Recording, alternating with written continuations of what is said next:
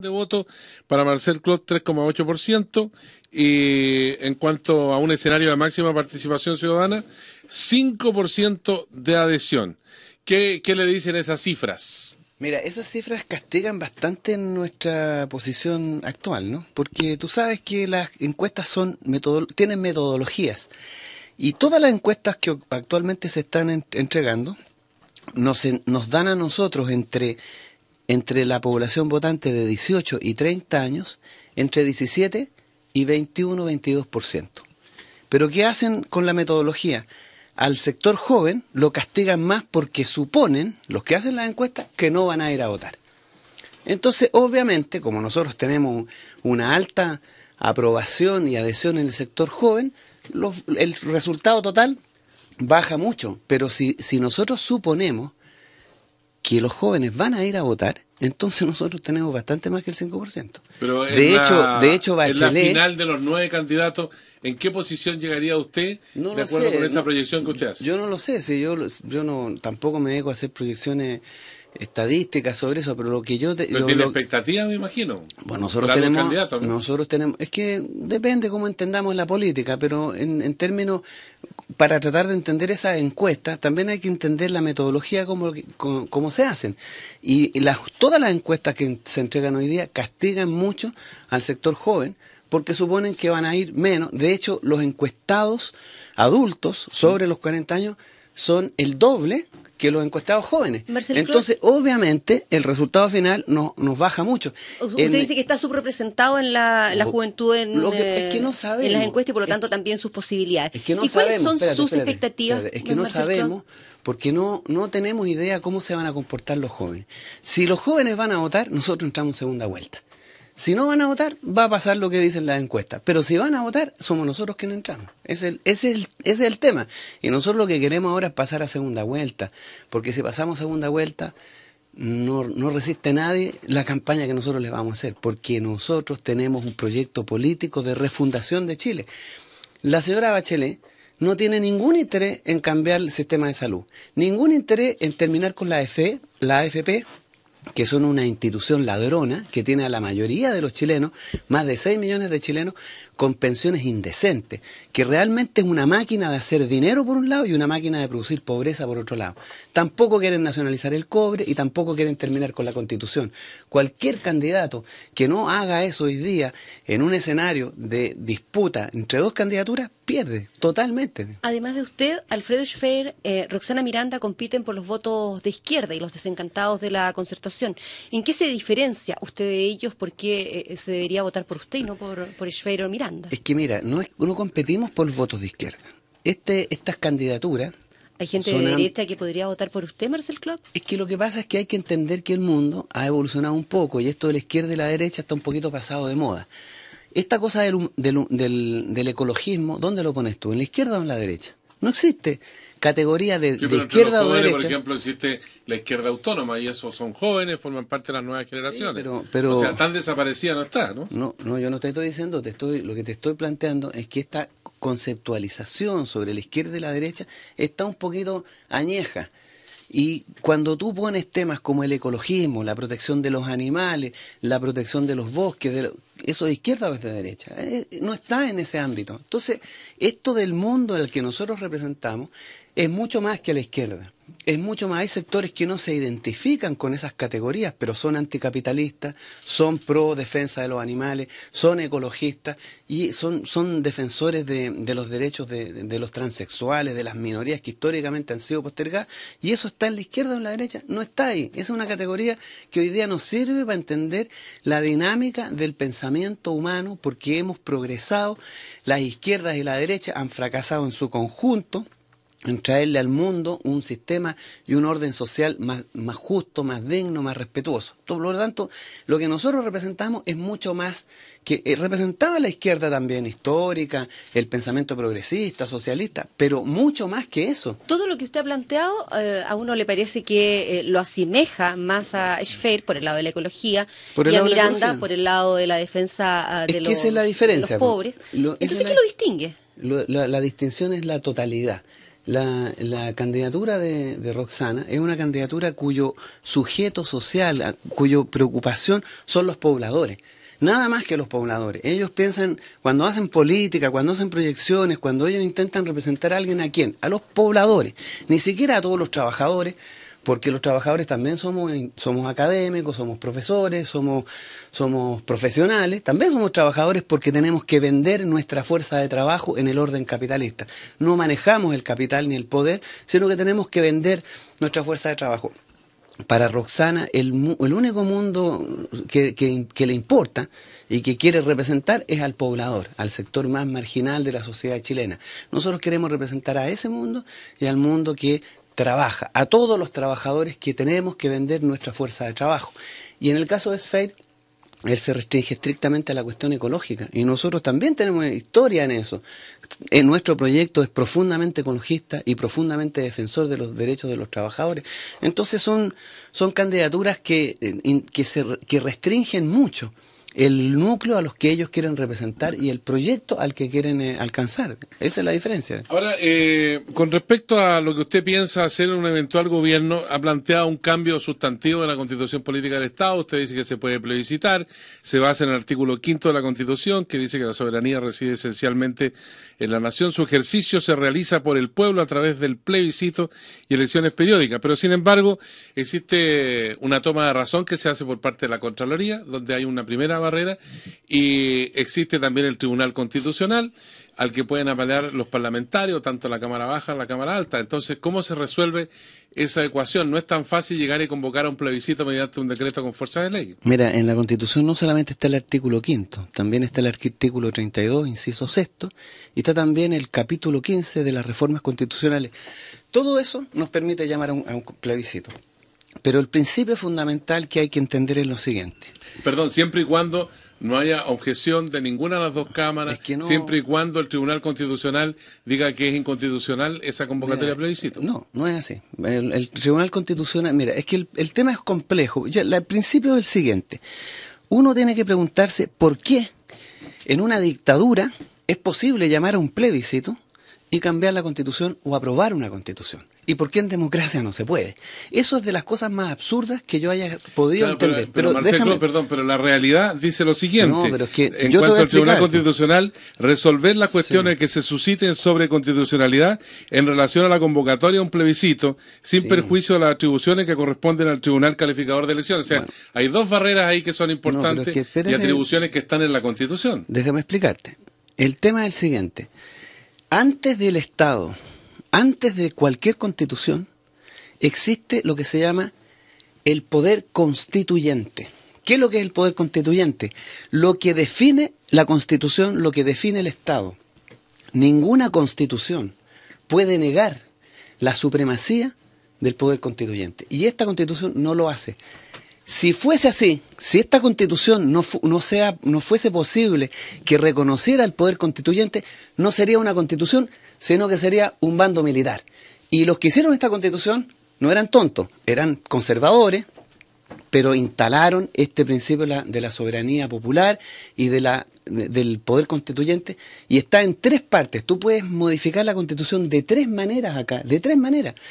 Lo que te dice también la Constitución, y lo dice en el artículo 5, es que todos los derechos deben ser respetados por todas las autoridades, incluso reconoce la supremacía de la Declaración Universal de los Derechos Humanos. Claro, pero lo que yo te quiero decir, el Parlamento, por sobre la institucionalidad que fija la Constitución. Pero por supuesto, pues porque el poder constituyente es anterior a cualquier poder constituido.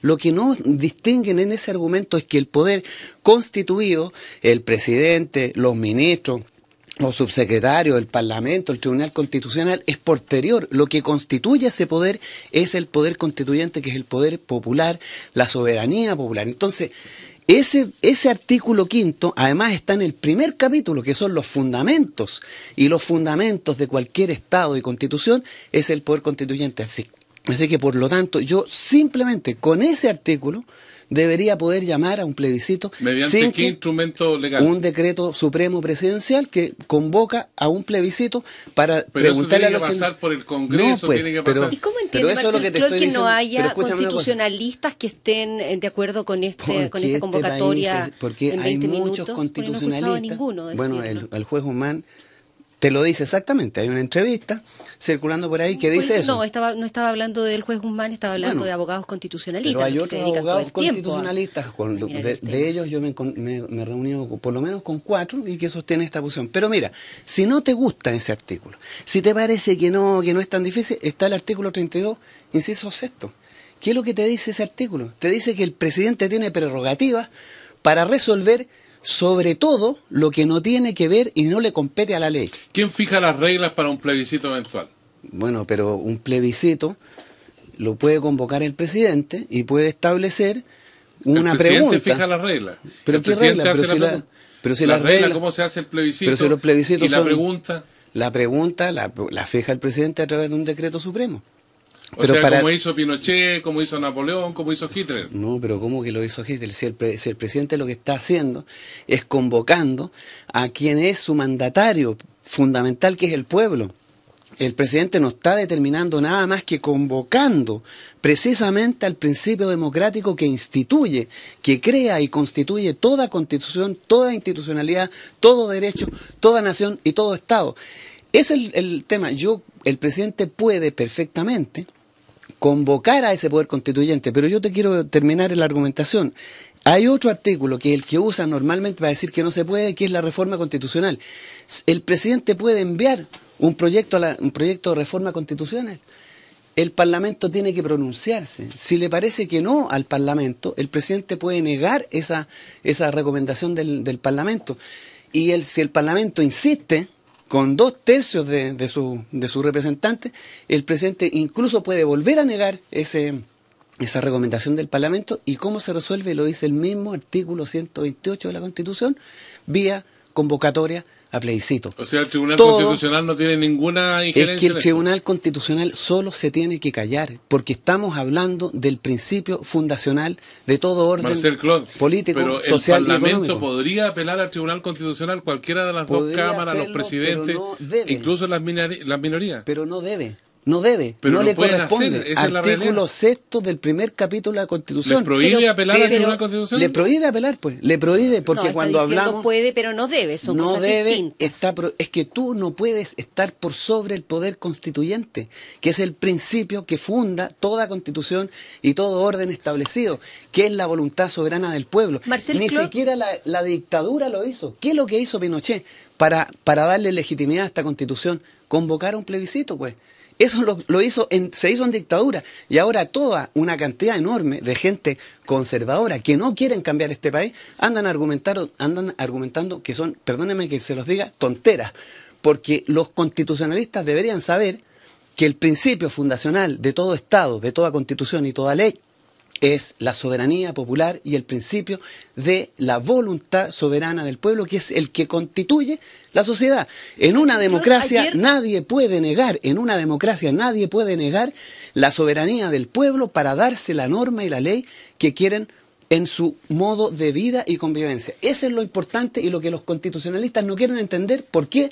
Porque no entienden la diferencia entre poder constituyente y poder constituido. Ok. Marcel Clot, ayer el presidente Sebastián Piñera en la ENADE, sin aludirlo a usted directamente, calificó de populistas estos ofrecimientos.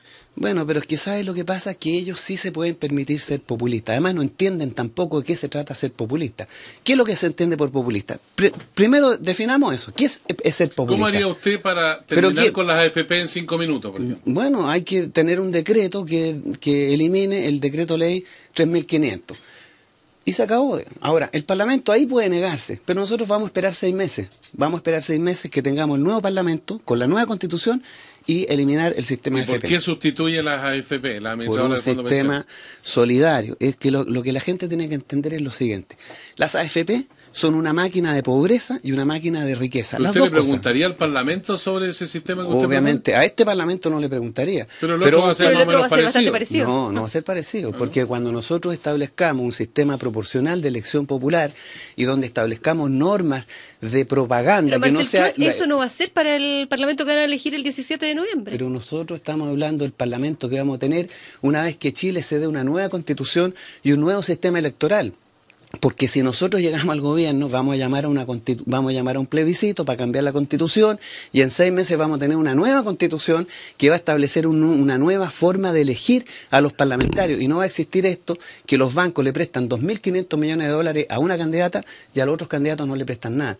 Esa es la diferencia. Vamos a tener un sistema democrático. ¿Fue pedir usted a los Por bancos y le supuesto, dijeron que no? Me prestaron menos del 10% de lo que le prestaron a otros candidatos. ¿Y usted estaba pidiendo menos del 10% de lo que usted estaba pidiendo o le Pero prestaron lo por que supuesto. estaba pidiendo usted? No, menos de lo que nosotros estábamos pidiendo. La mitad de lo que estábamos pidiendo. O sea, ni siquiera nos prestaron lo que estábamos pidiendo. Y además tenemos que entregar garantías.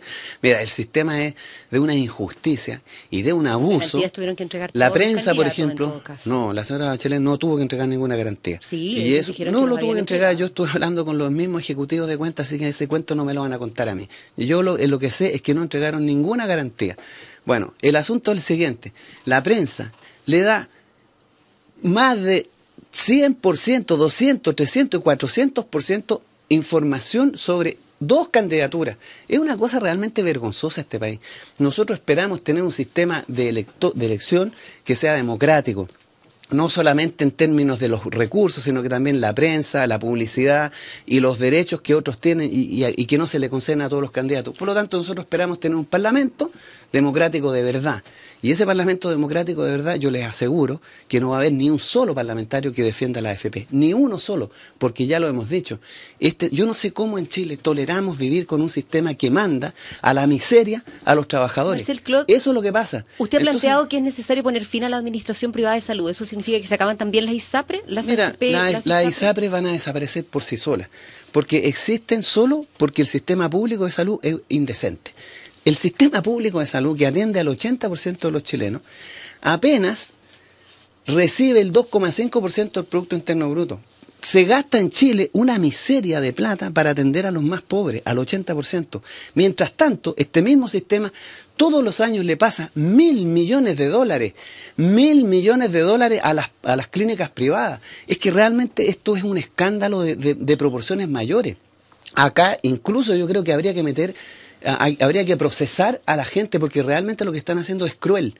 Tú no puedes tener a una persona, a una mujer, 24 meses en el sistema público de salud esperando por un médico, mientras tanto le estás pasando $1.000 millones del Estado a las clínicas privadas para que hagan un negocio. Escandaloso, absolutamente escandaloso. Y eso no lo dicen, se quedan callados. Prefieren hablar... ¿Hay un problema ahí de médicos que no quieren trabajar en el sector público? Pero ¿cómo vas a trabajar tú en un sector público cuando te pagan una miseria? ¿Usted hoy médico no trabajaría en el sector público? Yo no soy médico, yo creo que sí trabajaría, pero no podría trabajar 100% la jornada porque tú tienes obligaciones. Tienes que pagar el colegio, pagar la salud, pagar... En Chile hay que pagarlo todo. Entonces con los sueldos indecentes que te pagan en el sistema público, obviamente ningún médico puede resistir esos salarios. Entonces no tienes médicos. ¿Por qué no tienes médicos? Porque no pagan buenos salarios. No tienes enfermera. Del punto de vista social, Marcel Clot, usted planteó en el debate de la ANP aplicar la condonación masiva de deudas relacionadas con derechos sociales. Sí. Pregunta, ¿qué derechos sociales y con qué recursos? Mira, el año 1982 en Chile hubo una gran crisis económica. Yo entré a trabajar al Banco Central precisamente por eso, porque había que resolver ese tema en Chile. Y ese fue mi pega fundamental, el tema de la deuda. Yo conozco esto, pero a carta cabal, porque además cuando volví de Europa, el primer trabajo importante que me tocó hacer fue precisamente estudiar la deuda subordinada. A 5 bancos en Chile, a 5 bancos se le pasó el 40% del Producto Interno Bruto para resolverle la deuda. ¿Por qué a 5 bancos? Uno se pregunta. ¿Por qué a los bancos? Hoy día nosotros tenemos una situación gravísima. El Banco Mundial y la Universidad de Chile van a entregar un informe prontamente sobre la situación de la deuda de los estudiantes, catastrófica. Esto es como una burbuja financiera que está explotando y va a explotar. ¿Usted eliminaría o condonaría la deuda a todos los estudiantes del país? Toda la deuda estudiantil, porque ¿A simplemente... los que pueden pagar también, Marcel Clot? Es que el que se endeuda no puede pagar, ese es el problema. no puede pagar. La situación, mira, escúchame una cosa. Un estudiante de medicina va a tener a futuro los recursos suficientes para pagar. No necesariamente, carrera, porque la precariedad de la fuerza de trabajo hoy día incluso llega a los sectores como los médicos, los abogados, los ingenieros. Hay muchos ingenieros comerciales que están trabajando de taxistas, eso todo el mundo lo sabe, porque hay una sobreabundancia de profesionales, los sueldos que pagan son indecentes. Por lo tanto, todos los endeudados es porque no pueden pagar. ¿Cuánto cuesta toda esa deuda social? Mira, toda esa deuda cuesta 4 veces menos de lo que costó pagarle a los bancos la deuda ¿Y eso privada. en plata cuánto es? En plata son, en total, 30.000 millones de dólares, que ¿Y es de dónde 10%. se sacan esos 30.000 millones de dólares? Esa es la mitad del presupuesto del próximo año, ¿no? 30.000 Sí, millones de pero dólares. escúchame una cosa, son tú no lo vas a 63.000 pagar millones. tú no lo vas a pagar de una sola vez. Lo que hizo el Banco Central cuando le pagó la deuda a los bancos fue reprogramarla en 40 y en 50 años. Así se hacen estas cosas. El Estado, el Banco Central, asume la deuda, repacta con los bancos en 30, 40 años el pago y no le va a costar más de 600 millones de dólares al año al Estado pagar esto en 40, 50 años, porque vamos a reprogramar las deudas al 2% y no al 10%, al 20%, al 30%, como lo están haciendo ahora, porque esto, fíjate que ya se está haciendo. El Estado ya está asumiendo la deuda de los estudiantes y le está pagando a los estudiantes morosos que no van a pagar nunca, porque aquí más de la mitad no va a poder pagar y el resto va a estar hasta los 50 años pagando, una cosa absolutamente descabellada, una cosa loca, absurda. ¿Por qué? Para hacerle negocio a los bancos. Hoy día ya el Estado le está pagando deudas a los estudiantes que no pueden pagar, para resolverle no el problema a los estudiantes, sino que a los bancos, y le está pagando el doble de lo que debería pagar, el doble. Realmente escandaloso. Nosotros estamos diciendo que el Estado tiene que asumir esto no solamente por una cuestión de sentir el dolor de los estudiantes, también eso, ¿no? Pero porque simplemente tú no puedes tener a la población en Chile endeudada a los niveles que hoy día están. El 70% de la familia, esta es una cuestión grave, si es que la gente tiene que entenderlo, es grave. Es tan grave que el 70% de la familia tiene deudas en Chile. ¿Y sabe cuánto le debe cada familia en Chile al banco? El 75% de su ingreso. Es que simplemente eso tampoco es medianamente inteligente, no es razonable. Tú vas a tener acá en Chile, en los próximos 10, 15 años, crisis familiar. ¿De dónde crees tú que viene la enorme violencia intrafamiliar, el maltrato a los niños? 70% de los niños son maltratados en sus hogares, 70%. Las depresiones, las angustias, todo esto tiene que ver con un sistema económico que es brutal, que es violento, que es agresivo. Y nosotros decimos, esto hay que terminarlo, que lo entienda la gente, hay que terminarlo. Se puede terminar. ¿Por qué Chile le pudo pagar a 5 bancos la deuda 4 veces más de lo que hoy día cuesta resolverle el problema a 80% de los chilenos? A mí me parece de justicia, me parece necesario, además me parece para la economía chilena saludable que en vez de pasarle la plata a los bancos para que especulen con esta plata, se la paguen a la pequeña y mediana empresa, porque esta plata se va a gastar, y esto va a generar empleo y actividad económica. Terminó el tiempo, se nos pasó volando, sí, hay muchos temas para conversar. Es pero que Chile está... A través de la Asociación de Radiodifusores de Chile estaremos la próxima semana conversando también acerca de los planteamientos y programas. Así que muchas gracias por conversar con nosotros aquí en el Diario de Cooperativa y que tenga un muy buen día. Muchas gracias, solamente decir que acá si los jóvenes quieren cambiar esto lo pueden hacer, tienen en sus manos la historia. Si no van a votar, estamos jodidos. Si van a votar, vamos a cambiar Chile. Hasta pronto.